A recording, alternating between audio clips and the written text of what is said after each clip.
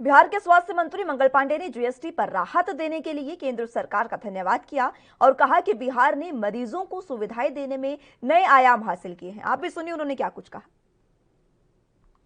मैं भारत सरकार के आदरणीय प्रधानमंत्री श्री नरेंद्र मोदी जी और भारत की वित्त मंत्री आदरणीय निर्मला सीतारमण जी को हृदय से आभार व्यक्त करना चाहता हूं कि इस संकट के समय में कोरोना के कारण जो लोग जूझ रहे हैं उन लोगों को बहुत बड़ी राहत केंद्र की सरकार ने दी है और राज्य सरकारों को भी बहुत राहत मिला है।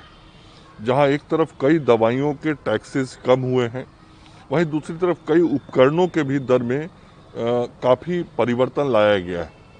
तो जब टैक्स कम लगेगा तो स्वाभाविक रूप से जो क्रय किया जाएगा, जो अस्पताल के आधारभूत संरचनाओं को बेहतर किया जाएगा, उसमें लागत कम आएगा।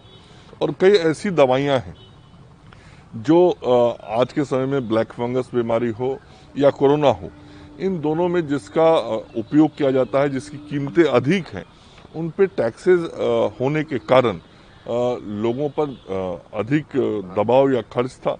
और जो राज्य सरकारें स्वयं से पूरी राशि दवाई का खर्च करती है, तो राज्य सरकारों को भी अब उन दवाइयों का टैक्स कम लगेगा। देखिए, शुरू से जब इस बीमारी की आहट आई थी, उस वक्त से ही बिहार लगातार सारे विषयों पे नज़दीकी नज़र रख रहा था और स्वास्थ्य विभाग ने 15 मई के आसपास से ही जो संभव राहत हम ब्लैक फंगस के मरीजों को दे सकते हैं वो देना शुरू कर दिया था।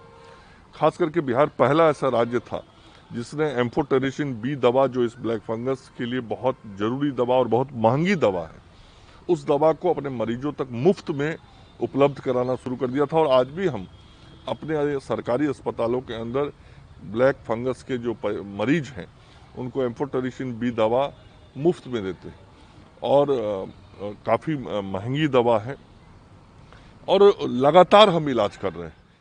देखिए, बहुत अस्पष्ट स्थिति है।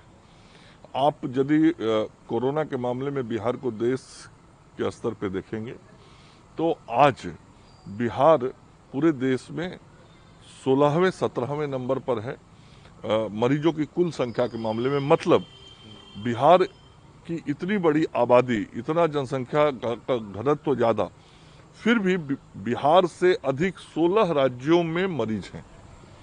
तो आप समझ सकते हैं कि बिहार में किस तरीके से कोरोना मरीजों के संख्या बढ़ते हुए संख्या को रोका गया, संक्रमण को रोका। देश दुनिया की खबरों के लिए एएनबी न्यूज को सब्सक्राइब करें और बेल आइकन दबाएं।